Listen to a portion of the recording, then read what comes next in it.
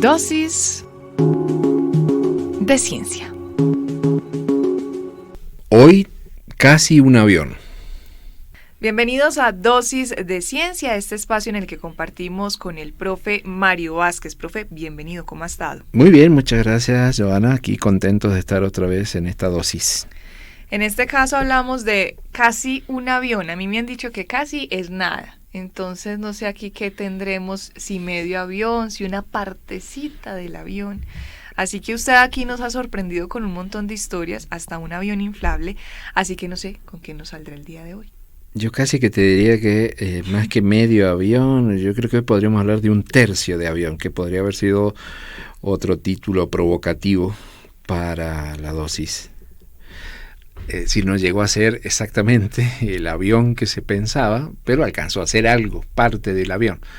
Como no entiendes nada, vamos directamente al grano. Estamos hablando de otro ejemplar que traemos a nuestra galería de aviones mínimamente curiosos, que algunos no pasaron más allá de ser modelos experimentales, y otros, como en este caso, ni siquiera llegaron a ser el avión para el cual habían sido pensados, sino se quedaron a mitad de camino.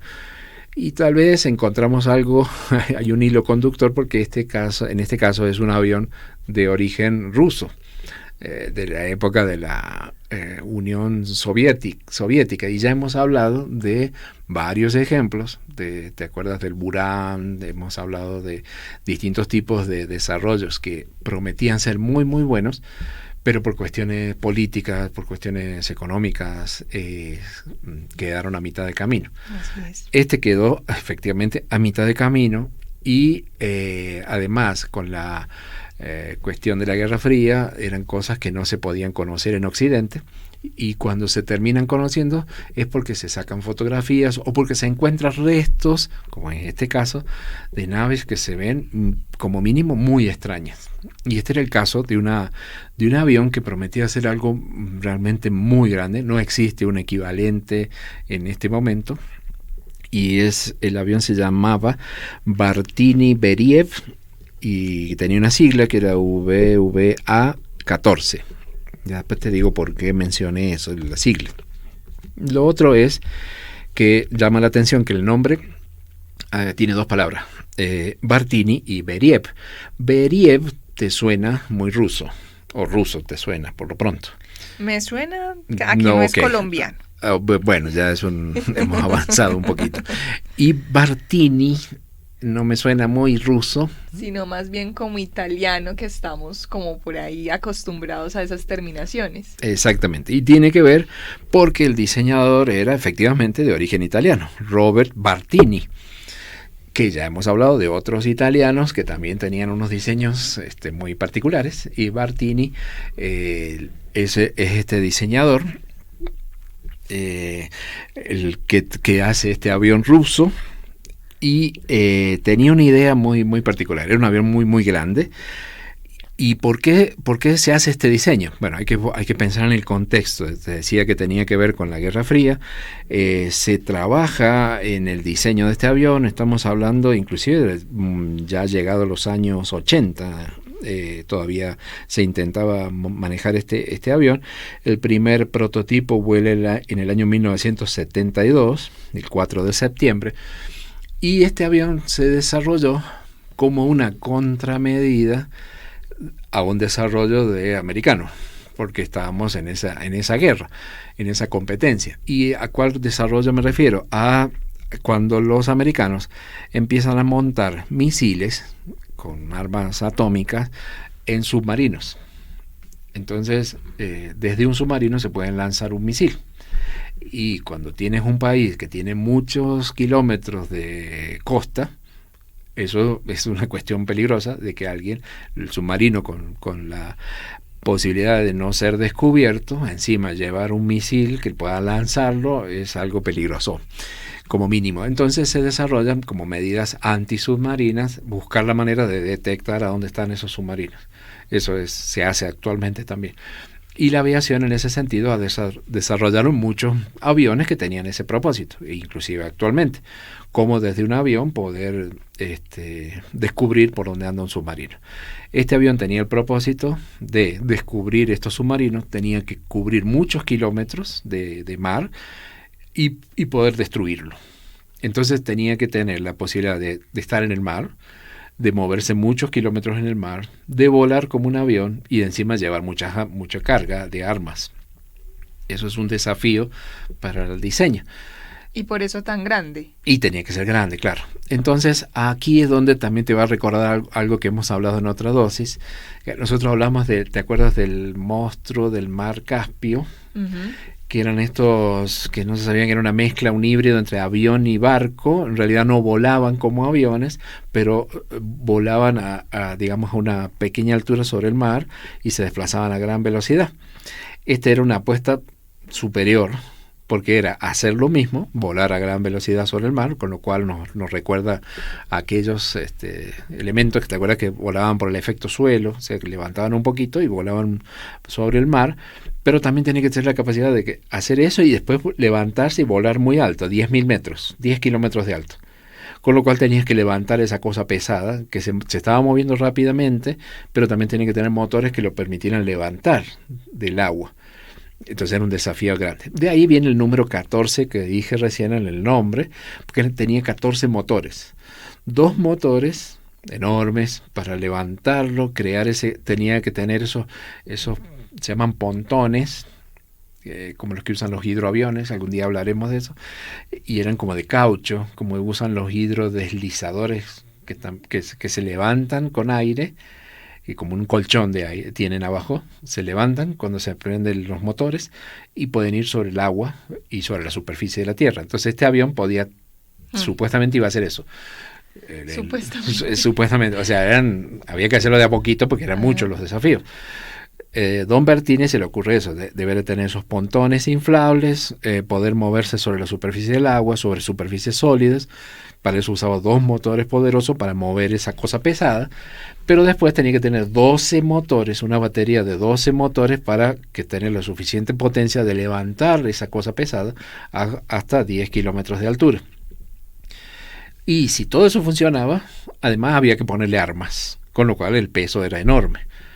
Bueno, esto llevó a que este diseño de aprovechar ese efecto suelo, y como te digo, tuvo su énfasis en los años 70. Finalmente era diseñar un híbrido entre un avión, como los conocemos, y el ecranoplano, que era el monstruo del mar Caspio que te hablaba. Todo eso no se puede hacer de una vez. O sea, uno puede decir, bueno, hagamos esta cosa, fabriquemos esto y listo. Sino que se pensó en etapas. Entonces, una primera etapa es, bueno, construimos esta nave, pero vamos a poner los 2 motores para que funcione en esa superficie, con los pontones esos inflables. Esa era la primera fase. La segunda fase es, bueno, ahora metámosles motores para levantar, para que vuele como un avión. Porque además, profe Mario Vázquez, ¿cuántos motores tiene un avión en el que nosotros regularmente nos montamos como para que la gente dimensione? Claro, bueno, lo que más estamos acostumbrados ahora y en estos momentos son los aviones, los vuelos comerciales, ya en su gran mayoría todos tienen 2 motores. Estamos hablando, y los aviones de combate, digamos, son los aviones que militares tienen 1 o 2, pero no más, o sea, estamos hablando de turbinas, ¿no? Aviones de reacción. En este caso, claro, había que hacerlo en fases. Primera fase, diseñar esta nave que tiene, digamos, lo que quedó, los restos que quedaron. Si tú los observas, parece una nave espacial realmente. Tiene unas geometrías muy, muy extrañas, pero bueno, están en ese contexto. No tiene forma lo que nosotros estamos acostumbrados a ver en el aeropuerto cuando vemos todos esos aviones parqueados. Tiene unas formas muy como si fuera una nave de ciencia ficción. Exacto. Se construye en la primera fase, entonces empiezan a descubrirse los problemas. Entonces había problemas con los pontones, no funcionaban esos inflables, ponen unos rígidos para hacer las pruebas, y después venían las otras fases posteriores. Sin embargo, ocurre el pequeño detallito que en el primer vuelo fue en el año 72. Como dato curioso, en este vuelo inaugural, hay fotografías de este avión, que como te digo, es una forma rara, o sea, uno no pasa desapercibido ver eso volando, pero como una cosa así como para disimular, ya que tenía que volar, pero digamos que no se note que estamos haciendo un avión así todo misterioso, le ponen Aeroflot. Aeroflot es el nombre de la empresa comercial de aviación, de rusa. Entonces es como si dijeran, no, pero es un Aeroflot, eso lleva pasajeros, pero no había forma de confundir eso con un avión de pasajeros. Pero como para disimular, no le pongamos que es un avión militar, pongámosle Aeroflot. Y hay fotos entonces del avión volando con esa marca. Pero sí. si es el que yo estoy viendo aquí, profe Mario Vázquez, que la gente también puede buscar, que yo puse VVA14 y ahí mismo me aparecieron estas fotos, parece una tortuguita. Sí, No. por eso digo, no tiene forma de avión de estos comerciales. Por eso. Vos ves una tortuguita volando, pero que diga, es Aeroflot, no, es un avión. No hay forma, ¿cierto? Entonces, imaginarte eso. Y ese avión voló en el 72. Y 2 años más tarde... Hace nada. Siempre pasa algo que decíamos la otra vez, se cae el muro de Berlín, hay otros, se desarrolla otro avión, no hay dinero para invertir. En este caso se muere Don Bertini en el año 74. Y hasta ahí llega. Entonces no llegó a la fase de los 12 motores que lo iban a hacer elevar, sino que quedó ahí.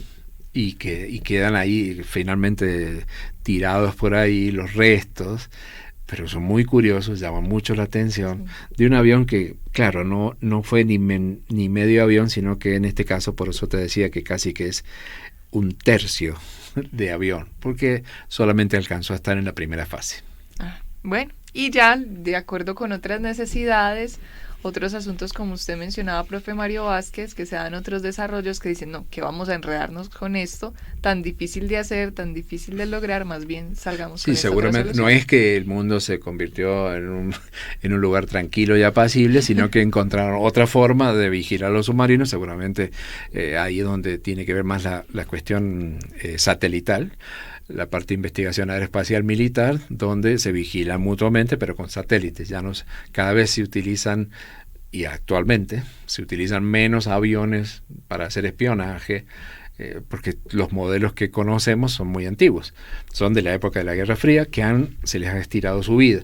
Pero no es que se desarrollen aviones nuevos para espiar digamos, porque hoy en día nos espiamos más fáciles ya todo el tiempo. De otras maneras no necesitamos poner aviones. Bueno, vamos ahora con nuestro dato curioso.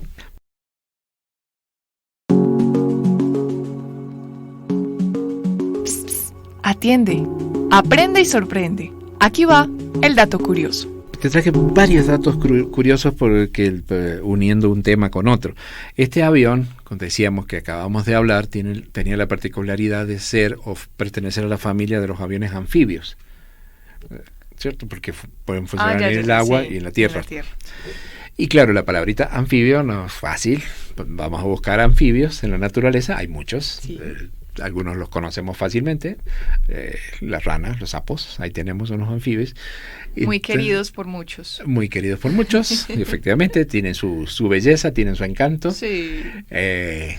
Como todo, hasta en los cuentos infantiles, cuando la princesa siempre besa al más feíto, pobre sapo. Estos animales entonces tienen la particularidad de poder estar en el agua. Lo hacen, por ejemplo, en el caso de estos conocidos, viven una parte de su vida en el agua, respiran por branquias, como los pescaditos, pero después salen al aire y respiran por pulmones. Entonces tienen 2 formas de respirar. Las características de la piel es muy curiosa porque pueden absorber agua, o sea, nosotros lo tomamos por la boca, ellos lo pueden hacer por la piel e incluso pueden respirar por la piel. Interesante. Y además que son feitos, no nos gustan y todas esas cosas, sin embargo ellos son más nuestros antepasados, si me apuras, que cualquier animal bonito que veas, porque los primeros, los anfibios son muy antiguos y son los que han salido del agua y pasaron a la tierra. Claro que Entonces, sí, en en ese realidad, proceso de evolución y de adaptación, ¿cierto, profe Mario Vázquez? claro, entonces en realidad estamos hablando de nuestros antepasados de unos 300 millones de años atrás. Entonces esta noche, si tienes alguna pesadilla, te sueñas que te estás recorriendo la foto familiar y te vas a encontrar que si vas para atrás, para atrás, para atrás, puede ser que nuestros antepasados tengan esa formita que saliendo del agua con esos aspectos y nosotros terminamos siendo esto que somos ahora. Entonces son muy importantes evolutivamente. Y hay muchas especies que tienen estas características. Y una que te traje como curiosidad son las salamandras. No sé si habías escuchado. Las salamandras, entonces son unos anfibios, son como unos lagartitos. Las salamandras no es que se regeneran sus tejidos. La cola, por ejemplo, si pierden la cola la vuelven a generar. Sí. Y son tienen patitas, manitos y son de negros y manchas amarillas. Se los asocia que son venenosos, aunque tienen toxina, tienen veneno, parece que no matan aún, pero son mecanismos de defensa que ellos tienen. Recordemos que sí, hay ranas muy bonitas aquí en Colombia, muy chiquititas, muy llamativas y terriblemente peligrosas. Pero la salamandra me llamó la atención porque no es común para nosotros, pero la salamandra tiene algo en especial ligado a muchas cosas.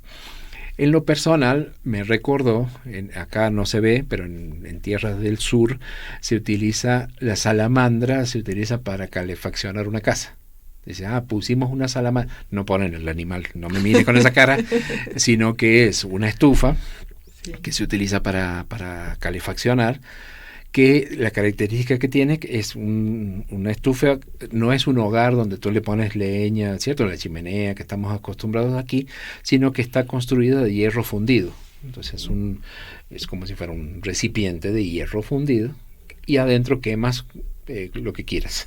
Quemas todo eso, tiene una chimenea para sacar esos, consume mucho, entonces tienes que quemar cualquier cosa que se te ocurra, pero no tiene una boca abierta como las chimeneas, que tú puedes ver los tronquitos, sino que esto es como si fuera un recipiente de hierro fundido. Claro, cuando el hierro se calienta de tanto estar quemando ahí, eso tiene una radiación no lo puedes tocar, pero te quemas, claro. Pero calienta mucho y puedes quemar muchas cosas ahí, y eso se conoce como la salamandra. Entonces me llamó la atención porque el nombre, que yo lo conocía por ahí, nunca vi el animalito, pero sí conocía la estufa, y no es un invento nuevo. Parece que don Benjamin Franklin, que entre otras cosas hacía varias cositas, él en 1743 propone eso de estufa, o sea, cuando se tiene la capacidad de poder moldear ese hierro fundido, construir una caja de hierro donde puedas quemar cosas y eso te calienta la casa. Y parece que inclusive el origen es anterior, estamos hablando de 1700, pero todavía es anterior, nada más que él es el que, creo que es el que le pone el nombre de salamandra. ¿Y por qué le pone el nombre de salamandra? Te estarás preguntando. Porque la salamandra está ligada con el calor, pero más que ligada con el calor, con el fuego. Entonces son animales, como decíamos, son muy antiguos y en la mitología se le asociaban ciertas propiedades, que decía que la salamandra podía vivir en el fuego. O sea, cosa obviamente que no es cierto. Por ahí leía que tal vez eso viene de que las salamandras tienen hábitos nocturnos y de día duermen calentitas donde pueden, entonces se meten en troncos, en lugares donde están protegidos, y a lo mejor alguna vez alguien fue a quemar troncos y veía que en el fuego salían salamandras, pero se están quemando las pobres, porque además son de sangre fría, claro, como estos anfibios. Entonces había como una relación ya en la mitología, entonces Paracelso, y empiezan a ver todos esos personajes que hablan de la salamandra y le atribuyen esas propiedades como que viven en el fuego, como que pueden apagar el fuego. La pobre salamandra le dan un montón, ella lo único que quiere es dormir tranquila de día, pobrecita, comer de noche, ¿cierto? No quiere hacer daño, pero se lo liga a eso. Y entonces, curiosamente, en la época medieval, en la alquimia, la salamandra, es el símbolo de la salamandra, es casi como tiene un valor muy fuerte porque tiene que ver con el fuego en la alquimia es muy importante, así que mira toda la presencia de la salamandra en toda esta historia. Y como último dato curioso, en la novela de Ray Bradbury, Fahrenheit 451, los bomberos, los encargados llevan en el uniforme el símbolo de la salamandra. Entonces uno va y busca la película y efectivamente ahí tienen en el uniforme la salamandra, y tiene que ver porque se le atribuían todas estas propiedades, porque eran anfibios y de sangre fría y vivían en el agua, en la tierra, al igual que el avión que nunca llegó a volar. Así es, y todo aquí tiene relación porque el profe Mario Vázquez busca siempre conectar una cosa con la otra, por muy enredado a que suene para nuestros oídos, pero aquí tenemos entonces estos datos curiosos. Si usted no conoce la salamandra, vaya, búsquela para que así entonces tenga una imagen de este animal. Profe Mario Vázquez, muchísimas gracias por esta dosis de ciencia. Muchas gracias a ti, Joana.